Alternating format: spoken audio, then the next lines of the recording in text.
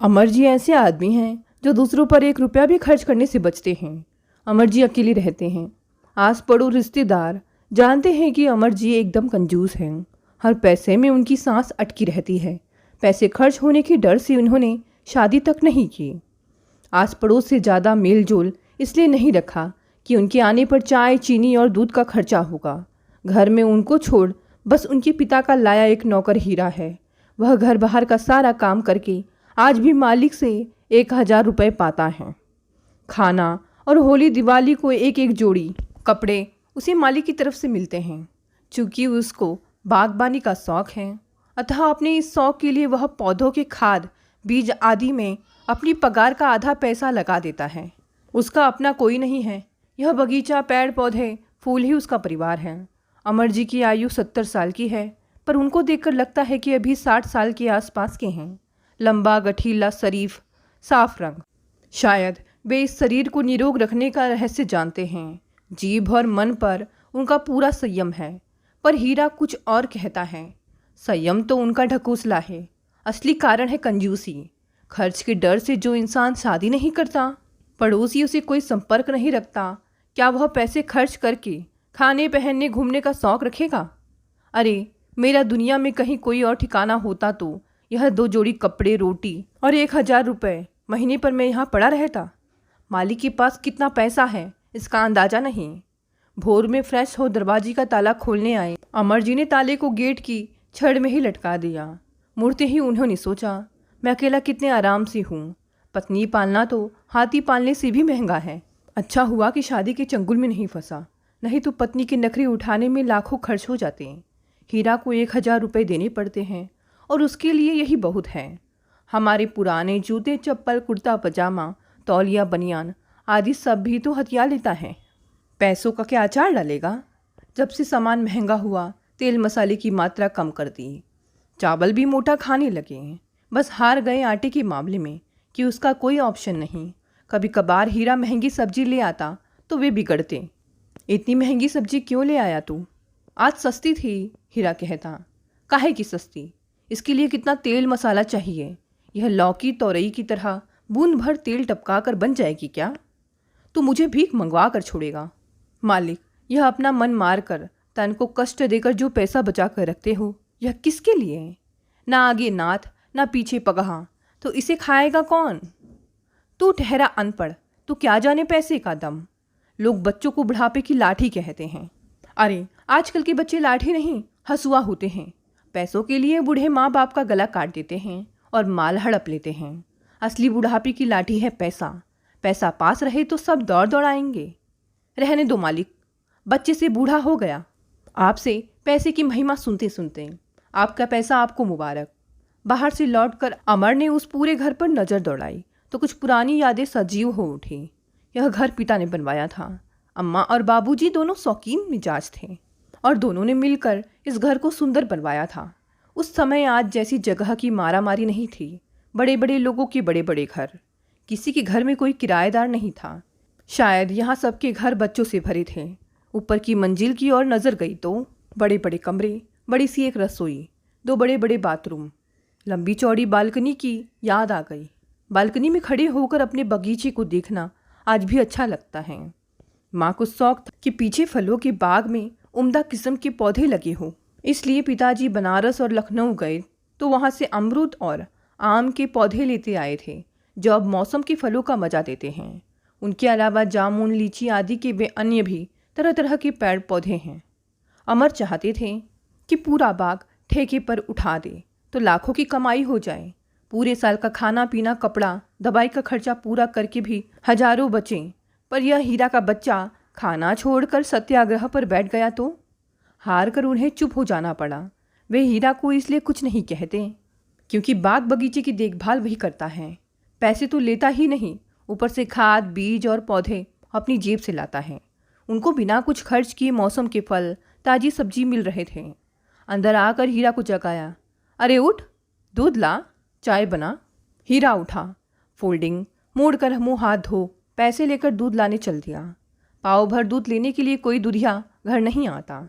Dairy की थैली आधे लीटर की होती है, इसलिए हीरा ही सुबह के समय कबाले से पाव भर दूध लेकर आता है।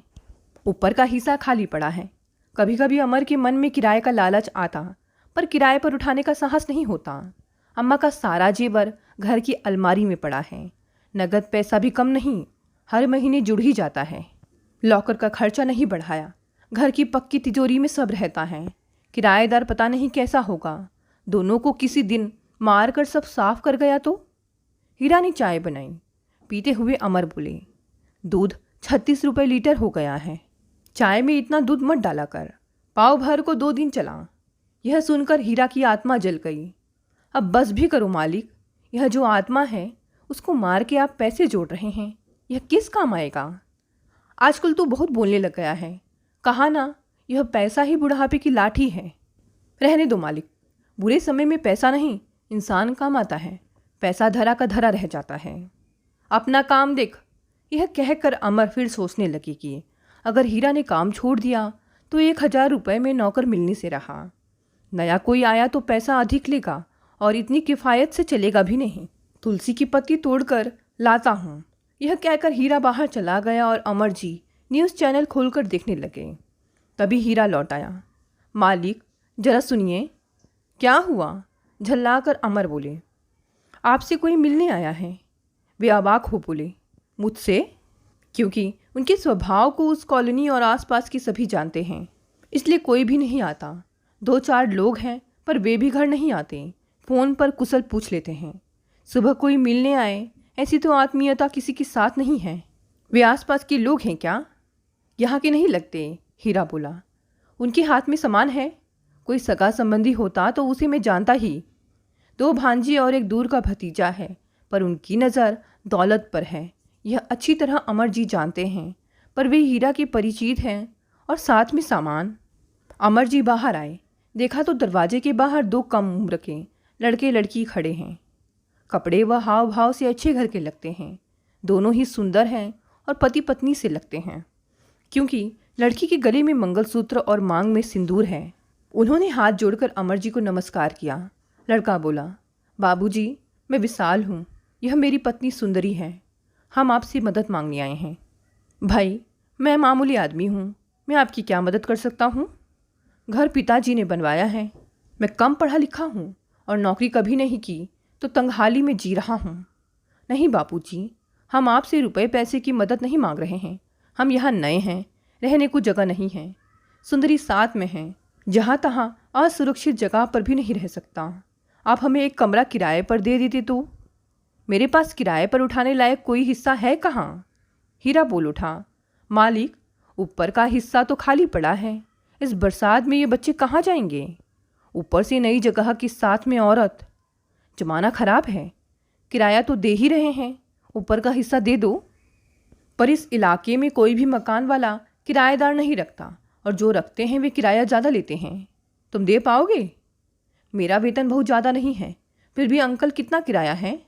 उस लड़के के मुंह से निकल पड़ा। 3000 रुपये और बिजली का अलग से। 1 महीने का अग्रिम किराया है, देकर चाबी लेनी होगी। जी, मैं भी देता हूँ। यह बोलने के बाद उस लड़के ने बैग खोलने का प्रयास किया तो अमर ने उसे रोका। ऊपर जाकर आराम से बैग खोलना और पैसे भेज देना। हीरा, चाबी लेकर जा और घर को धुलवाने व साफ सफाई में इनकी मदद कर देना। अभी सबके लिए चाय बना ला। चाय पीकर पति पत्नी दोनों ऊपर पहुँचे तो कमरे में एक डबल बेड गद्दे समेत पहले ही पड़ा था। हीरा झाड़ू व बाल्टी ले आया और सुंदरी के साथ मिलकर पूरा घर धो पोंछ कर चमका दिया। घर देखकर सुंदरी बहुत खुश हुई। इतनी बड़ी छत, बालकनी। खुशी से उछलकर उसने पूछा, दादाजी, मैं यहाँ फूलों के गमले रख सकती हूँ? क्यों नहीं बेटी, एक तुलसी का पौधा जरूर लगाना। नीचे तो तुलसी का झाड़ है। अब खाने पीने का जुगाड़ कैसे करोगी? बर्तन, गैस सब तो चाहिए। आप चिंता ना करो दादाजी, घर मिल गया तो सब हो जाएगा। हम अभी बाजार जाकर नाश्ता करेंगे, फिर गृहस्थी का सामान लेकर आएंगे। हीरा नीचे आकर अपने रोज़ाना के काम में लग गया। थोड़ी देर में विशाल व सुंदरी तैयार होकर नीचे आए। बाबूजी, आपका एडवांस। अमर जी ने रुपए गिने, पूरे 3000। खुश हुए, फिर बोले, देखो, किराया समय पर देते रहना तो कोई बात नहीं, मैं तुमको हटाऊंगा नहीं, पर मेरी कुछ शर्त हैं। एक तो बिजली का बिल तय समय पर दोगे। ज़्यादा लोगों का आना जाना मुझे पसंद नहीं। ऊपर जाने के लिए तुम बाहर वाली सीढ़ी ही इस्तेमाल करोगे और रात ठीक 10 बजे गेट पर ताला लग जाएगा। उससे पहले ही तुमको घर आना होगा। किसी उत्सव पार्टी में जाना हो तो हीरा से दूसरी चाबी मांग लेना। तुम नौकरी कहाँ करते हो? मेरे दोस्त के एक फर्म है, कल से काम पर जाऊंगा। फर्म का नाम याद नहीं। तुम साथ में कोई सामान क्यों नहीं लाए? घर मिलेगा या नहीं यह पता नहीं था। अब क्या करोगे? रसोई का सामान खरीदने जा रहे हैं। ठीक है। विशाल व सुंदरी चले गए और 2 घंटे के बाद लौटे तो उनके हाथों में गृहस्थी का सामान था। रात को सुंदरी नीचे आई तो तौलिए से ढका थाल लेकर आई और बोली, बाबूजी खाना। अमर जी उस समय समाचार देख रहे थे। हीरा रात के खाने के लिए आलू काटने बैठा था। वे अवाक रह गए। आज मेरी गृहस्थी में पहली बार खाना बना है। हमारे यहाँ बड़ों को भोग लगाने का नियम है। वाह, लड़की तो संस्कारी लगती है। अमर जी ने मन ही मन सोचा, अवश्य अच्छे घर की होगी। हीरा ने उठकर थाल लिया। आलू टमाटर का डोंगा भरकर सब्जी थी, साथ में हलवा और पूरी। पूरे कमरे में खाने की सुगंध छा गई। सुंदरी चली गई। आज बहुत दिन बाद अमर जी को जल्दी भूख लगी। हीरा खाना लगा दे।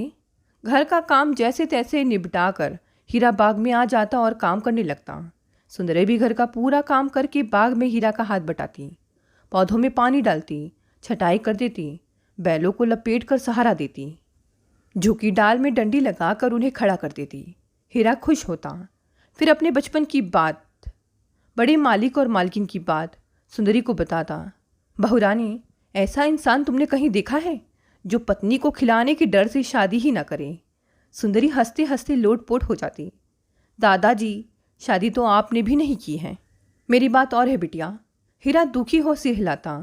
होश संभालते ही अपने को नौकर पाया। बड़े मालिक सड़क से उठाकर लाए थे। मैं जानता भी नहीं था कि मेरे माँ बाप कौन थे। बस माँ की हल्की सी याद है। दूसरे के अन्न पर पराए घर में जो जीवन काटे उसे कौन अपनी बेटी देगा? सुंदरी ने बात पलटा। इतना बड़ा और इतनी सुगंध से भरा फूलों वाला घर पहले कभी नहीं देखा। क्या इन पौधों को कोलकाता से लाए हो? ना बहुरानी, 2 कोठी छोड़कर तीसरी कोठी रमेश जी की है। उनको बढ़िया फूल बहुत पसंद है। पैसा भी खूब खर्च करते हैं। उनके बगीचे में गंधराज का यह फूल बहुत बड़ा हो गया था तो माली ने छटाई करके डाल बाहर फेंक दी। मैं उठा लाया, 2 लगा दिए और दोनों ही लग गए। दूसरा बाहर दरवाजे के पास है। दादा, मैं एक फूल ले सकती हूँ? अरे क्यों नहीं बिटिया, तुम जितने चाहो ले लो, बहुत है। किराएदार क्या आए, 2 बूढ़ों को लेकर उदास खड़ा घर कैसे खिल उठा। उस दिन सुंदरी पालक पनीर और पुलाव दे गई। गरम रोटी बनाकर हीरा ने खाना परोसा तो अमर जी ज्वालामुखी की तरफ फट पड़े। क्या है यह सब? मेरा श्राद्ध है क्या आज? अब हीरा के धीरज का बांध टूटने लगा पर बहुत शांत स्वर में बोला, नहीं तो यह शाही खाना बनाने का मतलब? क्या कटोरा लेकर मुझसे भीख मंगवाने का इरादा है? मालिक, कटोरा लेकर आप नहीं, मैं भीख मांगूंगा। मतलब? आप गिन कर साग सब्जी के पैसे देते हैं, उनमें ये महंगे मटर और पनीर आ सकते हैं क्या? आप आराम से खाइए, ये सब बिना पैसों के किराएदार के घर से आया है। बस रोटी घर के आटे की ही है। चैन की सांस लेकर अमर जी ने थाली खींच ली। सब्जी की सुगंध के साथ गर्म रोटी ने भूख तेज कर दी थी। खा पीकर बिस्तर पर लेटकर मन ही मन में बोले, यह हीरा भी गधा है एकदम। वह क्या जाने पैसे में कितना दम है। अरे पैसा भरोसा है, आदमी की ताकत है। किराएदार नवविवाहित जोड़ा है। ऐसे जोड़े घर में रहे तो उस घर में माहौल में अपने आप एक मधुर रस घुल जाता है। बूढ़ों के घर में भी वही हुआ। शांत पड़े घर में अचानक से खिलखिलाती हंसी की मधुर गूंज, कभी छेड़छाड़ का आभास, कभी सेंट, पाउडर और सुगंधित साबुन की सुगंध नीचे तक तैराती। अमर जी की अनुभूति तो पैसों के हिसाब किताब में उलझ कर जाने कब की दम तोड़ चुकी थी। पर हीरा पुलकित होता और मन ही मन दोनों की सलामती की कामना करता। लड़की के संस्कार अच्छे हैं। आजकल की लड़कियों जैसे कपड़े नहीं पहनती, खाना भी बहुत अच्छा बनाती हैं, अक्सर कुछ ना कुछ बना कर दी जाती हैं। शायद यही वजह है कि हीरा को सुंदरी से बड़ा स्नेह हो गया। दोनों को देखकर हीरा को लगता मानो उसके ही बच्चे हैं।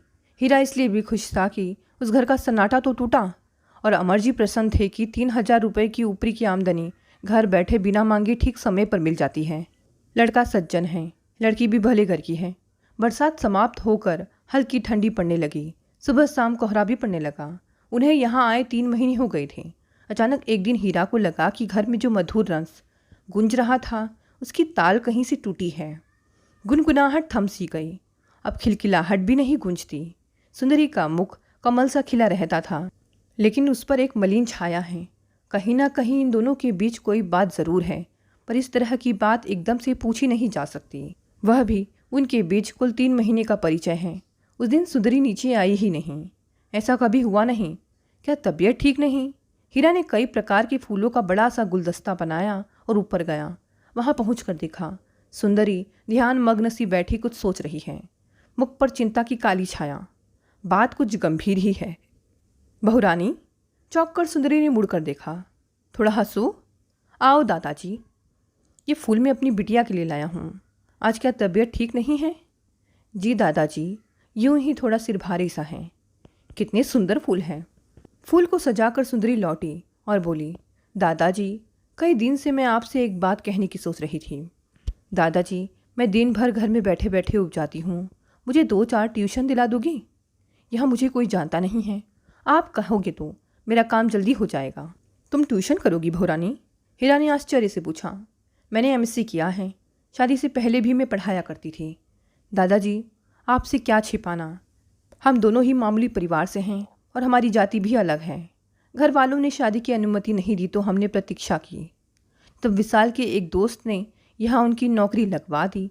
तब हमने मंदिर में जाकर शादी कर ली। हमारे कुछ जोड़े हुए पैसे थे, कुछ जेवर जिन्हें बेचकर किराया दिया और गृहस्थी का सामान ले लिया। किराया देकर हाथ में जो बचता है उसे पूरा महीना खाए क्या? उस पर हाथ का जो पैसा था सब समाप्त हो गया। 2-4 ट्यूशन दिला दे तो हम भूखे रहने से बच जाए। हीरा का दिल भर आया। उन्होंने पूरे 4,000 की ट्यूशन दिला दी। विज्ञान के अध्यापक कम ही मिलते हैं। ट्यूशन की बजाय स्कूल में अध्यापिका की नौकरी मिल गई। बाहर से 4 बजे तक क्लास लेनी थी। समस्या का समाधान होते ही सुंदरी फिर से पहले की तरह खिल उठी। ऊपर नीचे दोनों की गृहस्थी अपने ढर्रे पर आगे बढ़ रही थी। एक दिन खा पीकर वे सोए थे। अचानक अमर जी के सीने में तेज दर्द उठा। वे जोर जोर से चीखे और हीरा को आवाज़ देकर बेहोश हो गए। माली की चीख सुनकर हीरा दौड़ कर आया। रात के 1:30 बजे थे। चारों ओर जाड़े की रात का सन्नाटा। अंदर की सीढ़ियों का दरवाज़ा खोलकर हीरा ने छत पर जाकर विशाल और सुंदरी को जगाया। वे दोनों नीचे दौड़ आए। विशाल घबरा गया। दादाजी, जल्दी जाकर डॉक्टर को बुला लो। इन्हें दिल का दौरा पड़ा लगता है। हम इनके पास हैं। हीरा डॉक्टर के पास गया। आधे घंटे में रोता हुआ लौटा। कोई नहीं आया। इनको फौरन उपचार की ज़रूरत है, सुंदरी बोली। दद्दू, पास में कौन सा हॉस्पिटल है? मयूर हॉस्पिटल। वह भी वहाँ से 1 मील दूर होगा। मैं जाता हूँ और एम्बुलेंस लेकर आऊँगा। तब तक तुम दोनों इनका ध्यान रखना, विशाल बोला। पर बेटा, इतना कोहरा और ठंड है। कोई बात नहीं दद्दू, विशाल बोला और 20 मिनट में ही एम्बुलेंस लेकर लौट आया। सुंदरी, ऊपर ताला लगा कर आओ। मुझे आज ही वेतन मिला है। वह पैकेट और घर में जो पैसे रखे हैं सब ले आऊँ। बाबूजी को अभी ले जाना है।